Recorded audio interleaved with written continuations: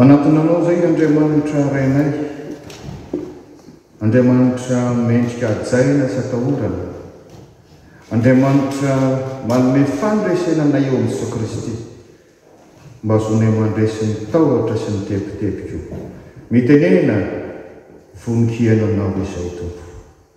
Amen.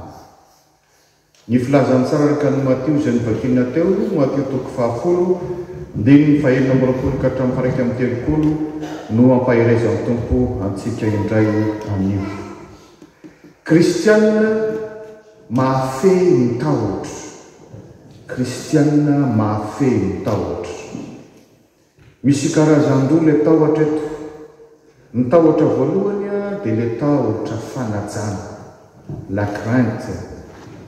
Ary ny tahotra faharoa kosa dia le tahotra mangeja, mampitebiteby, la peur, l'angoisse.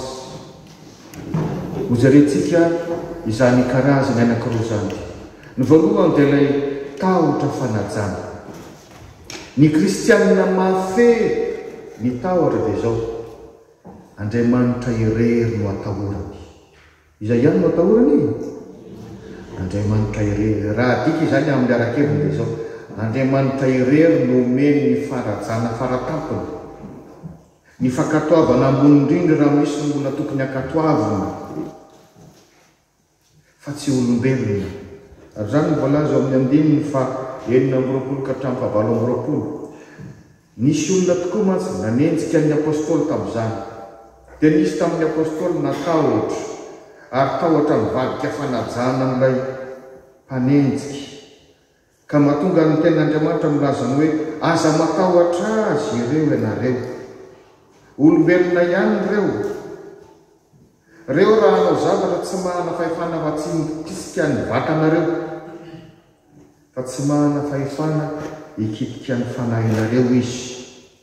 Samy mamono ny fanahy izy tanao ny 9:20 zany. Kanefa na nikitika ny vatanao aza izy, mbola Andriamanitra koa ny Tompo ny teny farany ny amin'izay tokony ho tanteraka na tsy. Fa le Andriamanitra zay sady mahay mikitika ny vatanao no mikitika ny fanahinao, izany no tokony atahorana sy ajaina indrindra. Ka tahaka ny hoe tsy matoky an'Andriamanitra isika raha misy olona atahorantsika na ajaintsika mihoatra no Andriamanitra. Aza matahotra izay mamono ny tena nefa tsy mamono ny fanahy, fa leo matahotra izay mahay mahavery ny fanahy sy ny tena ao amin'ny helo. Ny 9:20. Eto zany dia ambara teny tahotra fanajana. Fa ny tena fa Andriamanitra no manana fahefana faratampony amin'ny aina sy ny fanahitsika. Ary rehefa manana n'izany tahotra fanajana an'Andriamanitra antsika, dia omen'Andriamanitra fahendrainao azy eny an-dalana manaraka azy eny. Izay no ambaran'ny Salamo 119:10. Ny fahatahorana an' Jehova no fiandro ampahendrena. Ny kristianina mahafehy tahotra manaja an'Andriamanitra satria fantany, matahotra an'Andriamanitra satria fantany fa izy ihany no afaka mikarakara azy. Izy Andriamanitra no malala azy amin'ny atsiporiany. Ny ten'Andriamanitra mandeha 7:20. Tsy vary 5:20 ihany va ny vidin'ny tsintsina roa, nefa tsy misy na daray akory azy amin'ireny no latsaka amin'ny tany raha tsy avelan'ny rainareo. Inona moa ty tsintsina ity? Misy karazany maro ny vorona, ary mbola anatin'ny karazany fody, fa amin'ny fody rehetra dia ny tsintsina no farany kely indrindra. Farany kely indrindra. Raha ataonao anaty fanarana dia manjary tsisy mahita izy aveo. Zao anefa tsy avelan'Andriamanitra enjera amin'ny tany ireny sy velominy. Zareo ngefa kinga sy pelipely kely le vorona. No lay Andriamanitra malala sy mikarakara azy, na dia tahaka ny tsy misy vidiny arehetra zany dia ambara hoe tahaka ny vary 5:20. Io zany raha dika dia apafolo denari. Zay no vola Jiosy tamin'izany. Ny denari anankiray dia karaman'ny olona farany ambany ao anatin'ny ray andro. Zany hoe mbola tsintsina roa azy zany. Raha oharina raha nisy nivarotra zany tamin'izany, satria mba nisy nihaza azy koa tahaka an'ireny miaza fody reny dia mivarotra aza dia mbola ampafolony amparoapolony zany satria anankiroa izy ny karamafara fambaniny ao anatin'ny ray ihany ohatrany hoe tsisy vidiny amin'ny olombelona fa tsy avelan'Andriamanitra ary zay no mahatonga ny andininy fa telopolo manao hoe mbola mihoatra noho ireny ianao ny andininy fa raiky amin'ny telopolo mbola sarobidy amin'Andriamanitra mihoatra noho ireny ianao ka izany no mahatonga antsika matahotra n'Andriamanitra matahotra manaja azy fantatra Andriamanitra matsipiriansika hoy izy amin'ny andininy fa telopolo hoe fa na dia nivolondohanareo aza dia voaisa ianareo be volo be reo efa mba voaisanao ve mivolonao firy marina dia matokia n'Andriamanitra fa tsy teniteny foana zany ambary zany hoe voaisa ny hatramin'ny volonao ka inona no mampiahy raha tena ao amin'Andriamanitra marina ianao rehefa tena matoky azy marina ianao tena miaro anao ary miahy anao Andriamanitra ka za matahotra olona fa ilay mavita miahy sady mahafantatra ny momba anao rehetra izy itokisana ilay tahotra faharoa ambary eto dia ilay tahotra mangeja ilay ahiahy ilay tebiteby zay tokony ho resena ahoana no andresena n'izany tahotra zany satria manakana antsika na ny mino an'Andriamanitra lasa voasakasakana ny farany feno ahiahy anao zavatra tsara otra matahotra tsotra ihany voalohany fankavo inona aloha ilay mampatahotra anao zay le izy fa tsy hoe anao dia mitoetra anatin'ny tahotra fotsiny dia tsy fantatra hoe inona moa zany atahoranao zany inona ilay tsy sahinao atao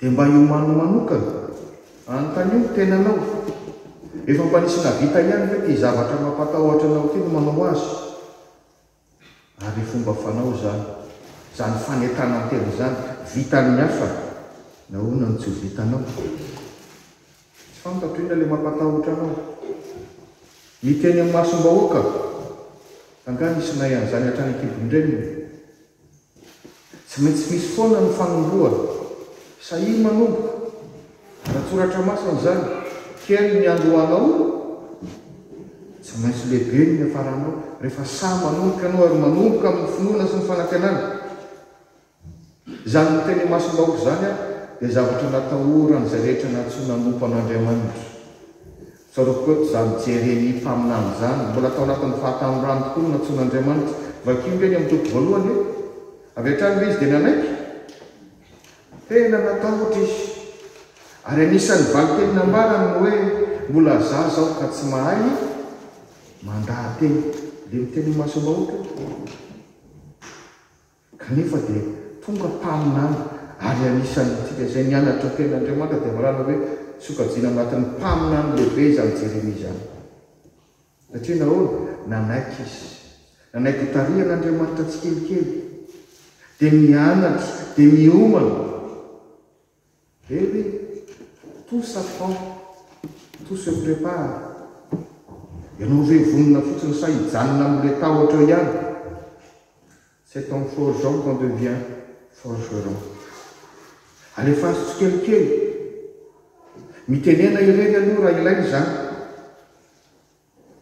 ny olona mpikabary malaza rehetra nanomboka tamin'izany fampianatra anay teny akatso mijoro mihitsy zaho samy tenana treo anareo tonga eo izy ka tamin'ny voalohany popenina lahatra fa zany nandovitra mihitsy ireo popereo nyresako oetrarehetra tahaka ny mpianatra izay milaza azo mahay miporoteny rehetrarehetra io manomboka tamin'ny teniny rehetra zay vao miresaka amin'ny olona atao mason'olona anankiray zay vao atao anatrehana groupe kely anankiray rehefa manomboka amin'ny teny any amin'ny sampany ianao sy ny fikambana sanafa ampianariny tompo anao satria anao fa vonona andeha ka amin'ny fiatrehana azy ihany no azona mandresy mitahotra fa tsy hoe matahotra dia mijanona raha tsy zany dia misy fanahosa koa ao anatinao ary io fanahosa io dia mampatahotra ambarany ten'Andriamanitra amin'ny Timoty faharoa toko voalohany andininy fahafito izy io tsy nomen'Andriamanitra fanahosa isika ozy fa inona fanahy mahery ary vakio tsara Timoty faharoa toko voalohany andininy fahafito le fanaosa minuscule, le fanamahely majuscule. Zany hoe tena fahavalon'le fanahy masina io fanaosa ampidirony devolo anatintsika io. Matahotahotra isika. Amin'ny teny frantsay dia zao milanikany azy. En effet, ce n'est pas un esprit de timidité que Dieu nous a donné, mais un esprit de force, d'amour et de sagesse. Hainy fitiavana, hainy hery, hainy fahendrena, misy fanahy mitarika atsika ao anatiny ao. Ka tandremo fa tena avy amin'ny devoly zany fanahy osa izany, tena fanahy hafahafa zany, avy amin'ilay ratsy zany, roay zany. Isika izany dia efa nampianarina ny hoe manaova vavaka amin'ny fahefana, prière d'autorité. Tsy voatery hiandry ny pastera sy ny mpiandry ianao ao anatinao ao dia roainy devoly, azo atao zany. Rehefa ao anatin'ny efitranao rery ao ianao, tena ataovy amin'ny anaran'i Jesosy Kristy no androahako anao fanaosa rehetra atao anatika. Miala amin'ny anaran'i Jesosy Kristy ny fanahy mampatahotra rehetra, ny fanahy mampalemy rehetra, roahako amin'ny anaran'i Jesosy Kristy. Azo manao tsara zany. Naniraka anao amin'izany no tompo. Ary vavaka tokony ataontsika matetika zany isaka matsiaro sakany ianao. Eny tompoko amin'ny maha-kristianina antsika, ninonina atahoranao, ninonina tsy sahanao atao nefa zavatra tsara, ny vavaka ihany ny fanovozan-kery voalohany. Mangatà hery amin'ny anaran'ny vavaka, fa ny vavaka manova zavatra. Niza olombelona, raha raisiko le hoe teny masom-baoka teo, mety mba hotratra amin'ny tracteur reny artiste malaza be mampidy vola be reny a, rehefa mba anaovana interview dia samy laza foana hoe vao miakatra aloha dia tsy maintsy misy le traky, tsy maintsy misy zay mety tahotra kely zay. Ary zany ny tombony antsika hoe mivavaka mialohana anao zavatra. Ny apôstôly izay nitory ny filazantsara ny sedran'izany anie e, firy moa nisy olona tamin'ny Pentecoste voalohany ankalaza amin'ny Pentecoste tsika zao? Firy? 3 arivo. Le nanolo tena fotsiny aho le 3 arivo. Ka vahoaka zany sa tsy vahoaka? Mba hanangovotra koa ny mpianatra, ahoana ny fomba itenenana eto? Fa vakiako aminao ny voalaza ao amin'ny asan'ny apôstôly toko faefatra, ny 9:30, ny amin'ny voalohany sy ny farany. Ary noho ny vita ny fivavahana, dia mitsariky ny amin'ny farany ao, feno ny fanahy masina izy rehetra ka niteny tamin'ny fahasahiana ny tenin'Andriamanitra. Vavaka izy aloha, fa tsy moramora zany. Ary raha miaraka amin'ny kiody daholo le olona 3 arivo daholo moa, fa rehefa avavavaka izy, tena nampitenen'ny fanahy masina, miteny amin'ny fahasahiana. Tsy hoe miteny mitratrevatreva, fa ao verina foana le hoe sady fitiavana no hery ary fahendrena. Ka zay no afatra ho antsika, tena angatahana amin'ny alalan'ny vavaka ny ananana fahasahiana manao zavatra tsara.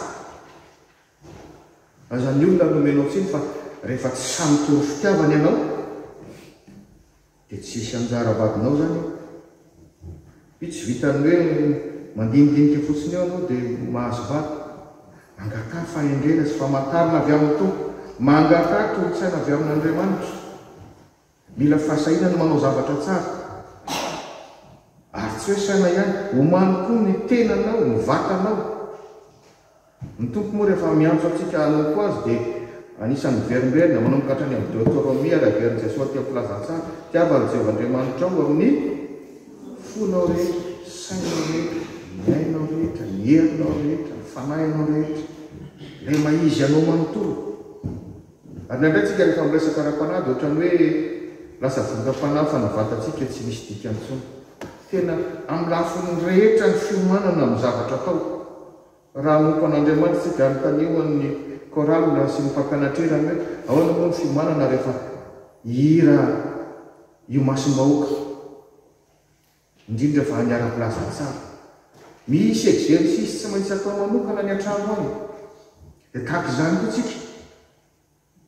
Izany hoe fanatanjahana ny teny zany, tena ara-tsoratra masina zany, indrindra ny manao lamaso, manampy amin'ny fandraisena ny ariarahan-tsaina. Efa ferifery ny dokotera miteny amin'izany raha vao milaza ariarahan-tsaina tsika asainy mba mandeha tady rivotra madio dia mandeha tongotra kely manatanja-tena. Tena manampy amin'ny fandrindrana ny fitepony fo zany, tsy mila mianatra medisina vao matakatra an'izany. Dikany hoe tahotra sy mitebiteby izay masy dia zao hatramin'ny fitepony fotsika dia miova, hatramin'ny fiasan'ny ati-dohantsika dia miova hoy ny dokotera. Ka rehefa arindratsika amin'ny alalan'ny fiainana mirindra tsara, ohatrany hoe avy niazakazaka izany tsika nefa mipetraka teo fa nole tahotra dia eo amin'ilay fomba mifoka rivotra amin'ny orona ary mamoaka an'izany amin'ny vava tsy kelikely mandrindra ilay fitepony fotsika. Eny tompoko ny apôstôly Paoly izay mpampahery any Timoty antsoina hoe zanany ara-panahy, nanao pastora koa, dia nilaza mazava hoe mahasoa ny fampiasana ny tena. Jereo amin'ny Timoty 2 zany. Amin'ny teny frantsay dia ambarany mihitsy hoe exercice physique.